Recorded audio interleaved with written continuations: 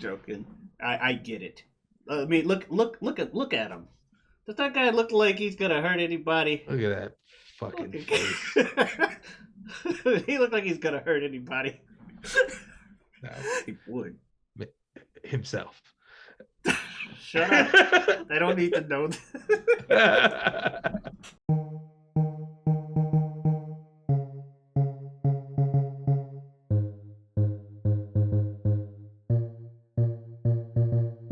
Hey guys, y'all know who it is, what's going on, when it's happening, where it's at, and why we're here today? How you doing? It is I, the sublimely magnificent big ugly himself, Omari Ellis Feo Grande on YouTube, and I am here once again, chilling with one of my best friends in the entire world, one of my brothers from many mothers, El Director himself, Bill Smith. I always point the wrong way. What is up, Bill? Hey, buddy. Thank you. You always point the wrong way. You're trying to point to me. Okay. Yes. I heard you say that in the last episode. Yes, each episode so far, I have pointed opposite of where you are because of like how I have it like set up here. But yes. How are you doing, sir? How's your week been? I'm doing good. I'm doing good, man. It's been fun. All right. So you ready to get into the movie we did this week? We sure are. So yes, we're gonna talk about some movies that we have not seen. We've been trading them back and forth, and this week I was suggested a movie by Bill that I had not seen, and he will go ahead and tell you what movie was that, good sir. As if they couldn't read the title.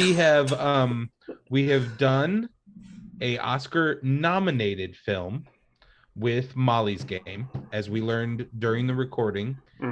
Molly's Game was nominated for, I believe, adapted screenplay. Okay. This will be our first Oscar-winning film. We are watching Martin Scorsese's 2006 film, The Departed, starring Leonardo DiCaprio, Matt Damon, Jack Nicholson, Alec Baldwin, Mark Wahlberg, everybody in it.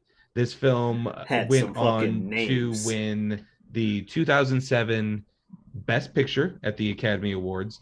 It won Best Writing for Adapted Screenplay. It also got Martin Scorsese his very first Academy Award for directing. This is a great film from 2006. Well, not to put my opinion spoilers out in the world, but why don't we start with why you have not seen this film?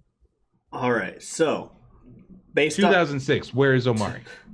In Orlando, Florida, mainly focused on video games and the like.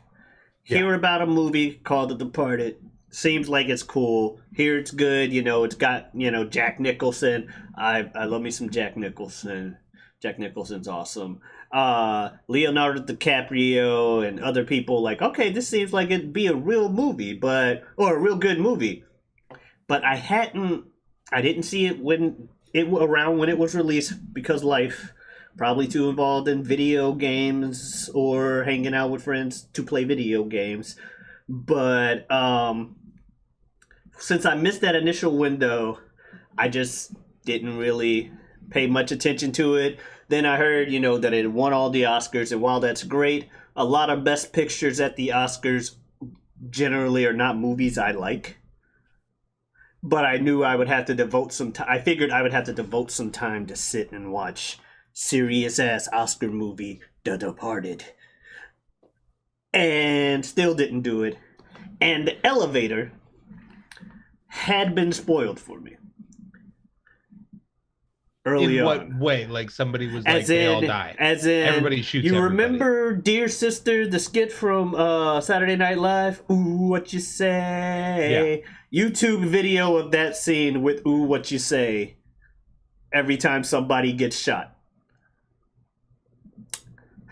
That had been spoiled literally for me. The scene. Yes. just with what is that? That's not Dido, is it? I have no idea who it is, man. But yeah. Yes, but that song, that thing had been funny, and it was funny because quite a few people get shot, so you get the ooh, and especially if you have no idea the context of the scene, the gunshots are coming out of nowhere.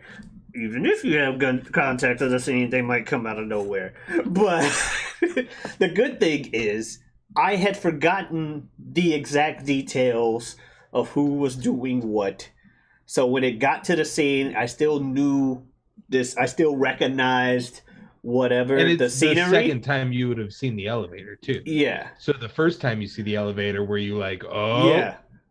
Yes, I was. I'm like, oh, this is happening now. Oh, I feel like I don't even remember Jack Nicholson being part of that. And so stuff like that. But yeah, the second time the elevator scene, when that happens, I had that all done, and when it gets to it, I'm like, dude. And literally the first gunshot, I had forgotten that happened. So I knew what was about to transpire, but I still didn't remember who all survived, if anyone, and then all that. So it was still good that I hadn't seen it in this long. Does it? It doesn't go all the way to the final. It might. Does it? If it didn't in that video, I had seen that completely out of context. Mm-hmm. And I was like, this is what that's from. Yeah. Like I feel like that scene slightly censored has opened maybe multiple of those like Watch Mojo probably countdowns and stuff like that. That is just such a great delivery of the line. Because I just feel everything in that. Okay. Yeah. It's like, fuck it, man. I don't care anymore. Yeah. I mean, obviously, spoilers ahead. Yes. But the man is at the precipice of everything he wanted professionally. And every bit of family he knows is dead or gone. He is clearly tremendously struggling with the fact that he is a bad guy. Yeah. That he is doing wrong. He is helping Frank Costello, played by Jack Nicholson, to the point where, I mean, they do not directly tell us, but Matt Damon's character is impotent in this movie, y'all. Like, yeah, he is struggling. He is struggling at that point. And Mark Wahlberg, well, Dingham. Yeah, Dingham. Yeah, probably using Mark Wahlberg's natural accent and kind of just being he's a so supreme douchebag. So much Boston like accent and stuff like that. A lot of does a great job. Everybody does, I will say. But yeah, that movie was funny, and good. Well, yeah.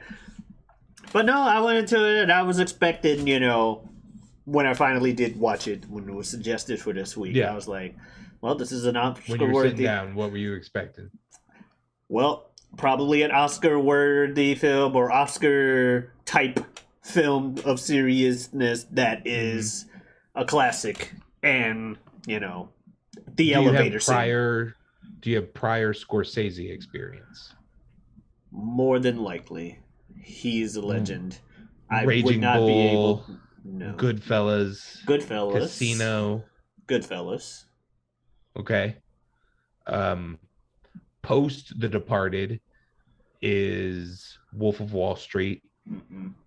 Another Leonardo DiCaprio movie. Yeah, I meant to see it. Haven't. All right, so maybe you're a little spotty on Scorsese. Yeah, so maybe I know the name. I've seen Goodfellas. You've seen Goodfellas. That's what it sounded like. Yeah, I think that's what we're getting to. And now The Departed. There you go. Maybe adding some Adding a couple of more movies to my list for the coming weeks. We'll go. Yeah. I know what movies I should not suggest. All right, but no. So I was expecting pretty much what I got, although I think actually I expected what I got in the sense that it was an Oscar-worthy type film, but I also had thought that the two of them working against each other, you know, I thought we'd only find out about the Matt Damon thing later on in the film, and that would be a twist that pops up, you know. But right off the beginning of the movie, they're like, hey, Matt Damon's character's evil. Oh! Yeah. I thought that was a twist. They're like, no, we're just telling you right off the bat. Okay. I thought this was like a whodunit type deal. No, we know. We, the audience, like, it's dramatic irony to the fullest. The audience knows everything. It's up to the characters to find out. And you're just trying to figure out when it is. And it's like a master class in that. We, as the audience, know all sides, all players, what they're thinking, what they're doing. We even know Frank's secrets before some of the other characters do. It's really, and they get to the nuts and bolts of the movie really quickly. That first bit is almost entirely in montage form. Yeah. And then boom, before you know it, Matt Damon is a well-respected, promoted police officer in a special division looking for organized crime. And Leonardo DiCaprio is being interviewed to go undercover for said organized crime family. And we slip into another quick montage of Leonardo DiCaprio going to jail, coming out, and boom, we're in the movie. Yeah. We're in the movie, and it feels like it starts going so quickly and doesn't really stop. I'm not familiar with the runtime. 2 hours and 31 minutes. Really? Feels like it moves at a really fast pace. It does. It does. For a crime drama. Yes, and that's one of the things I love about it. Like, when we talk initial reaction and stuff, I'll go into it. Like, respecting that. Were you expecting anything different when you first watched it? I guess I should ask. Oh, I mean, I've watched this. Well, I meant when you first saw it. Like, had you known what you were getting into, I guess, or known of? Yes, yeah. In 2006, at this point, this was us just coming out of high school. Me being really into acting, me being really into film. I was prepared for this movie. I probably saw it in theaters. Gotcha. All right, fair. But yeah, my initial reaction to this thing. I was in a huge. If you take me back to 2007, I was in a huge personal campaign for Leonardo DiCaprio as a supporting actor. And There's all kinds of drama involved in that because it was the same year he did Blood Diamond. Oh, okay. And Warner Brothers produces both movies, and they basically pick and choose what they're going to promote for Leonardo DiCaprio. And they didn't want, even though he's, in my opinion, the lead of this movie, yeah, they end up going with nominating or submitting all of them for nomination, all as supporting actors. And no one got a lead actor nomination. And he ends up getting nominated for Blood Diamond, and the rest of the crew ends up getting nominated for supporting actor. I believe he was also nominated for supporting actor for this movie, and he does an amazing performance. Oh yeah, that would be my initial reaction. Is I walked out of there going, "Oh my fucking god!" This is why people talk about Leonardo DiCaprio. The people who Yeah, this is why people talk about Leonardo DiCaprio like that moment was Django. But Yeah, right. The but dinner this table had scene I seen this, is another level. yeah, had I seen this one before then, it would have been The Departed as well. But yeah, Jack Nicholson. The second I heard him speak during that opening montage, I was just like, "Damn, I love me some Jack Nicholson." And then I was like, "Whoa, he just say the N word?" I've never expected to hear him say it. Not saying he would or wouldn't or anything like that. I just never expected to see it in a movie, and I was just like, so this is the kind of Jack Nicholson we're getting. All right. Same Yep. thing with the Matt Damon being evil. I was like, damn, all right, let's go. It was just like, what the hell? Who's all in this movie? Just the whole time, like, why are you here to Martin Sheen? What the fuck? Just Martin Sheen and Alec Baldwin both doing very tiny parts, putting in amazing work. Alec Baldwin is incredible in this movie as that chief kind of character. yeah. It's incredible. I do want to mention, because you made me think of it, and it is a thing that I go through every time I watch a Martin Scorsese movie, and I just want to kind of verbalize it, because it does sound like we'll be heaping tons of praise on this film. Yes. And there is one thing that I personally conflict with a little bit whenever I watch a Martin Scorsese, and it is writing characters that are openly misogynistic and racist.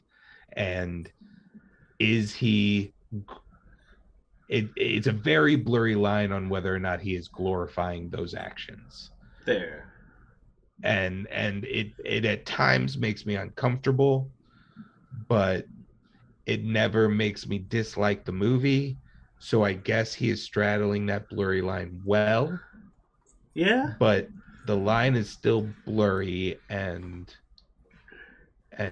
sometimes it hits me weird.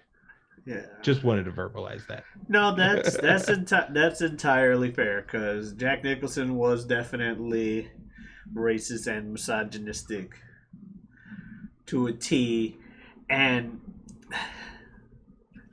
I know those are terrible things, but I like Frank Costello. Right. No, I mean, Scorsese... So I hear you about the uncomfortable, like, kind of have to be uncomfortable with yourself, but at the same time, the character's a good character, and hey, at least he dies. No, at least he doesn't win in the end. Scorsese's retort to that criticism, I believe, is often that he is writing the bad men that he remembers listening to when he was younger, when he was a child growing up and into young adulthood. The men doing bad things in his little corner of the world talk like that. Which is also fair. It is the villain primarily doing that. Even when Damon has similar statements or actions, he is also a villain in this movie. Yes. And I think anytime Leo's character says anything like that, it is when he is trying to blend in with the villains. I mean, yes, Leo's character is is a epitome of, I don't know, the idyllic man in my eyes in that situation. Yeah. When we get to see his moments of therapy specifically, and him working through I'm a Boston tough guy and I'm not supposed to talk about my emotions, but I'm talking about my emotions now.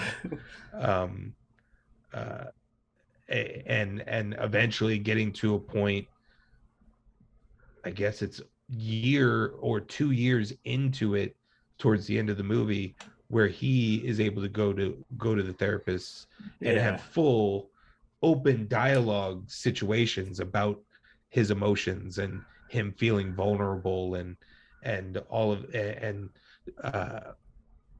feel like that is really powerful and hopefully offsets some of the toxicity of the other presentation. Yeah, because as I feel like, and at the same time, is it cheap? It sounds like I'm cheapening it when I put it this way. The goal is to get you to hate the character. Correct. And especially if that person is portrayed by someone as charismatic and fucking just generally cool as Jack fucking Nicholson, who's gonna be Jack fucking Nicholson regardless the role, and he's gonna do it amazingly. At least it's like, okay, we can't have them liking this dude too fucking much. Like, well, let's remember this is not a good dude. Right. And I think that kind of helps also offset things like that. Because Jack Nicholson is going to give you a killer performance as Jack Nicholson. Yeah, I was reading, he had, this was deep into his string of comedies. And so he was nervous about taking this role at first, and then eventually did it because he needed to switch out of of that comedy format. And yeah, he did an amazing job. I hate him. I hate his character. What do you have any movie in a whole, any standout moments, any particular standout performances when Leo just randomly beat the shit out of those dudes in the convenience store? And I mean, beat the fuck out of them, bro. I was like, oh, damn. Just like, that just caught me off guard. I guess with a lot of the stuff that Leo just would randomly like, I put a moment or two in my standout moments, and then I eventually put the whole damn movie, really. Because I got tired. I'm like, I'm not going to list like 30 different moments in this movie. But I like the first time they had I like both times they go to the fucking tower where the elevator is. Yeah. I love both of those. I just like... I like the Matt Damon versus Jack Nicholson thing, or the way they end that with their characters, Frank and what's Matt Damon's character? Sullivan. Yeah, Sullivan and Frank's like final little confrontation, and the way they were acting the whole time. It's not really a standout moment, but something I noticed about the movie, it seems like I felt like they kind of sneakily are like anti-relationship. Or like not necessarily anti-being in a relationship, but kind of, because like dude was doing great as the evil guy infiltrating his thing. Then he decides, you know what, I'm gonna start dating this psychiatrist, and he starts thinking about stuff, and then she cheats on him with the rat from his other thing. And I'm like, she's actively cheating on this dude, and then he also starts thinking differently after that. He can't focus on certain things, and I'm like, are they sneakily trying to be like, everything was going well for these guys until they got in a relationship? Anyway, I guess that's reading. I don't. Well, no, I don't guess. I don't agree with that opinion. Like she called both of them the fuck up. Her being involved in it doesn't have any effect on the characters whatsoever. Other than Leonardo DiCaprio being able to connect with his emotions. And what's his name? Seemed like he was getting more and more guilty about what he was doing once he got with her. I think that was just his character, and compounding, like we already talked about, him becoming moving in together with that woman and having empathy issues. Yeah. Like, I don't think they're never fucking. Yeah. But the way he double takes when she tells him that that she's pregnant. Yeah. It's like, but I almost nenever successfully. Yeah, so he was looking forward to that kid.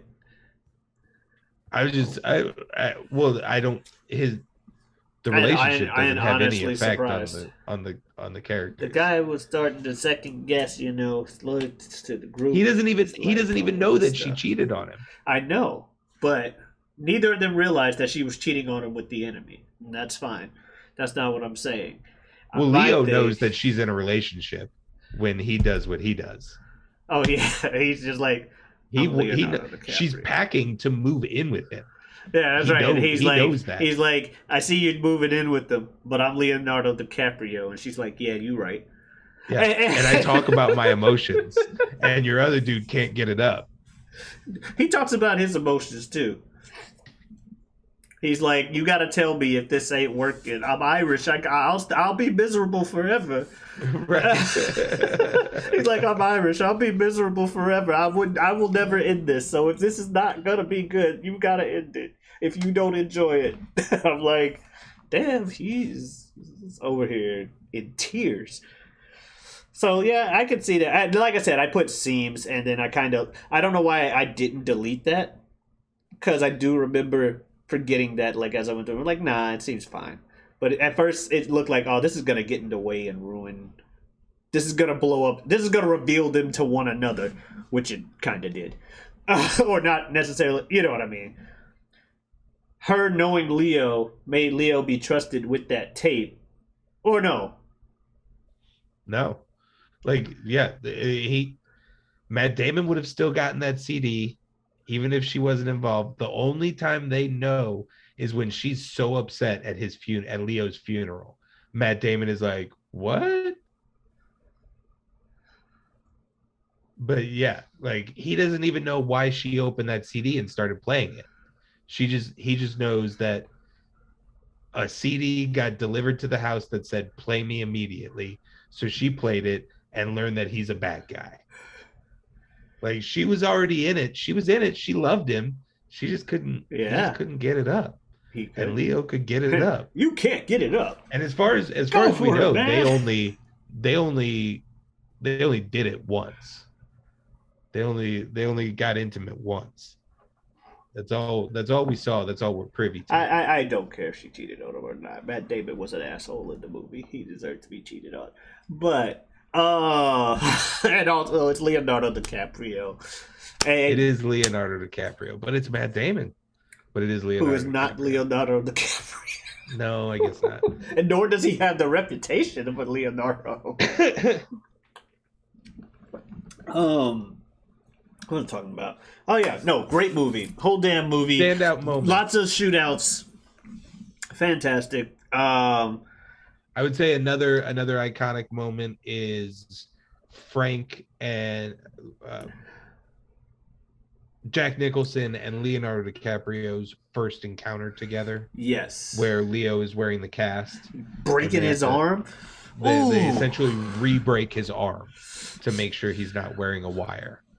That's an incredible which scene. I love leads to his in their second encounter when he had a wire on and he just took that off in the bathroom and he's like, no right. Wires with this guy. This dude just casually handled a severed hand, bro. He was eating lobster and then he just casually fucked with a severed hand that has been severed for a while. Got his hands all bloody, and he was just talking to me casually. I'm not gonna wear a wire into that dude's house ever again. Nah, that motherfucker was crazy, and I fucking loved it.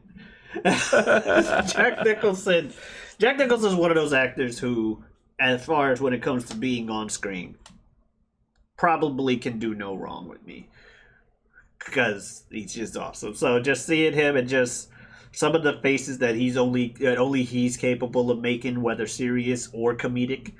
Yeah. And it's just like, oh God, it's like there. Like one of his few serious moments in the old Batman movie where he's like, Wait till they get a load of me. It's actually fucking terrifying. Despite the fact he's known for being one of the goofy Jokers. So yes, Jack Nicholson's whole performance. Leo had a lot of good speeches and like monologues with his like sad moments. Everybody, I don't know when they if have there's their someone sad delivering moments. a bad performance. No, I'm just saying, like in this movie, it's great. Yeah, and like all of the like sad moments when people are like giving like some kind of monologue and stuff. Like I mentioned Matt Damon when he was like, okay, "You gotta do this" and all this stuff, were all delivered very well and very strongly. Like I thoroughly enjoyed it. So yeah, the whole damn movie. I'm really glad. Yes. What did you eye any parts that you dreamed you could play? I can't do a Boston accent. So that eliminates like 90% of the roles in this movie. Like that was one of the things I'm like, I can't do a Boston accent. Because, like, roles I would love to play, either Matt or Leo would be just being able to, like, have those kind of roles would be fun. But I was like, I was like, I can't do a Boston accent, so Anthony Anderson, I guess. It's just like, hey. Right, but if it was, I know, but no, if it was the St. Louis's Departed, I know. It was more of a joke. Another role, like I like comedic stuff or whatever, or comedic roles more so than I like serious parts. If I was going for serious, I probably would want to be. I think I would rather be Matt Damon than Leo. All right, I'm going to take Frank Costello in this one. Frank Costello. I don't think I'm gonna be the evil guy. Frank's awesome. I don't know. Oh damn! I could have done Frank Costello. You're right. No, but I'd be Matt Damon. I could be Matt Damon. You'd be the Frank Costello. That'd be cool. As far as like the more minor roles and not necessarily like here I am 90% of the time. Alec Baldwin, I think would be fun. Alec Baldwin, it's a great role to have. Every minute you're on screen, you have amazing zingers and like just one-liners and shit. It's so good. It's so good. It's the same for Mark Wahlberg. Yeah. Like he just got to come on set, call everybody motherfucker, and then leave. Like that's all. He was so aggressive for no reason, and I loved it. He's just so mad. Which is why I'm happy. Oh, the final scene where he shoots what's his name? Where he shoots Matt Damon. Yeah. He's like, okay. He's already survived everybody else being shot. Fuck it. I'm done. I got the stuff.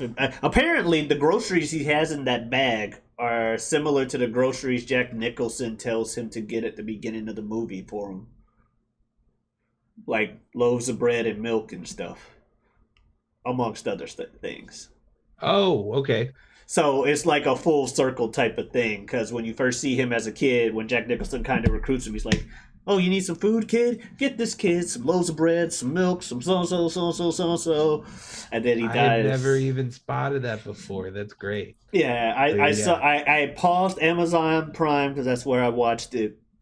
I like paused it like after looking at the okay thing again, and I just saw like a trivia thing on the screen, and I'm like, huh. Yeah, but yeah, noticing stuff like that's cool with the movies. The only time I noticed something on my own was something I mentioned about Doctor Strange, I think, on the other show, but I didn't mention with you last week. When they went to the other universe where you go on red, stop on green, or whatever. Right.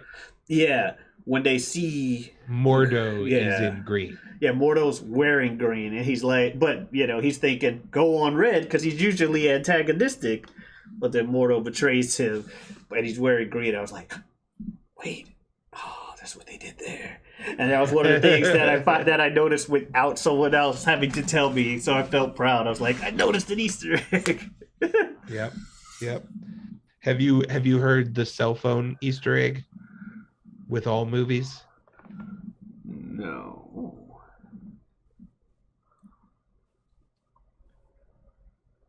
Apple loves allowing you to use their phone in film. Okay. But they have priority that no one using their phone will have villainous nature. So if you see a movie where everybody is rocking an iPhone and then suddenly somebody pulls out a Galaxy, look out for that dude.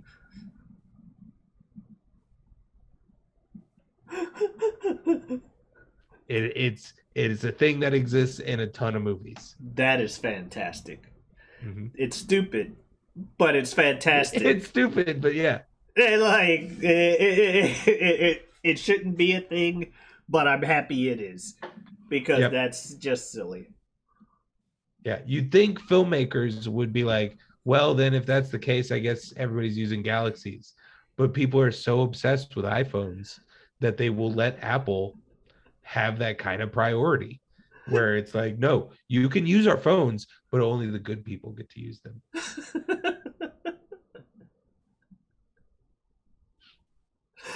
But it makes for good stuff.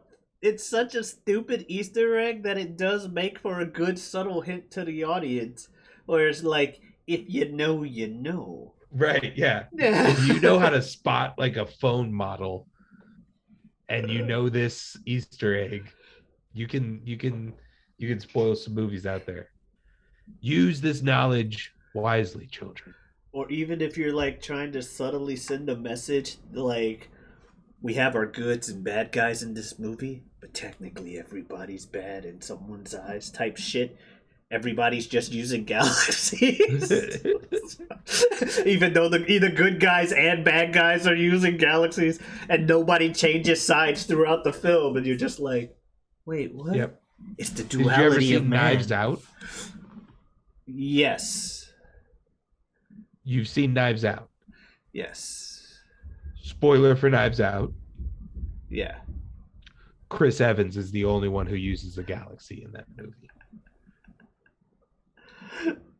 That's awesome. Everybody else uses iPhones. That's amazing. All right. So anyway, I wish this was a thing when The Departed was out, so we could just pull that up.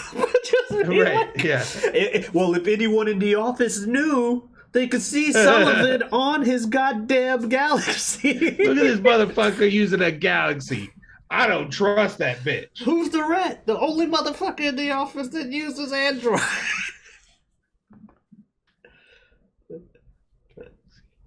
Yeah, iPhone. No, I have a Galaxy. I know. I said, yeah, iPhone. Oh. Guess we know who's the villain.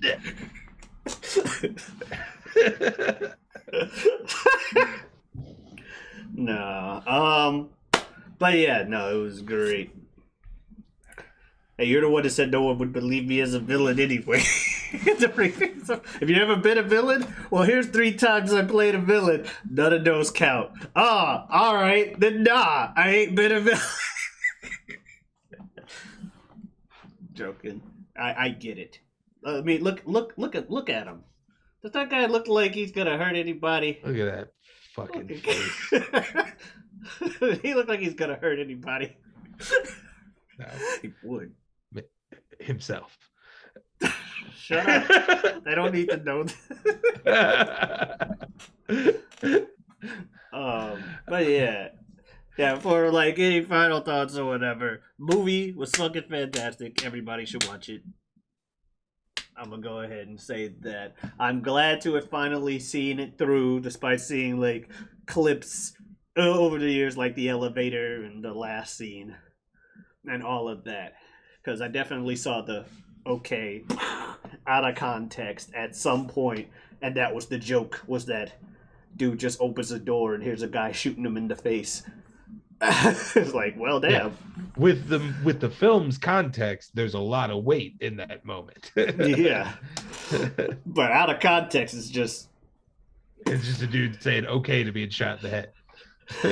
It's not like Garbage Day, where it didn't even make sense in context. If you've seen that clip, it's a 30-second clip of a guy taking out some trash, putting it down, and like some kind of creepy music's playing, like doom doom doom doom doom. Looks up, guy with a gun. Garbage Day. What? No. Gets shot. Guy laughs and walks away, and it's like, what the fuck?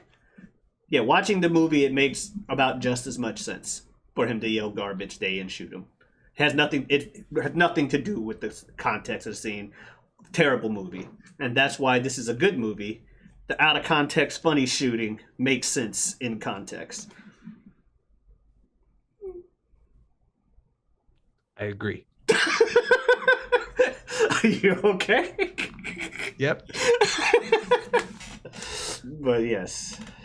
No, movie's fantastic. I'm sure you love it as this well. movie. This is in one of my this is one of my big movies. This was right at the time when I was like, I'm going to like Oscar movies.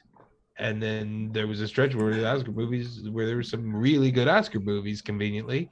So I knew about that stretch of time, and so that kind of had always been embedded in my head. So when you were like, yeah, let's trade movies and stuff, I'm like, what classic pieces of film have I seen that he would not have? At first. But then we broadened it to just films. Memorable films. Just movies. Yeah. So it still works out. And I'm enjoying this ride we've been on.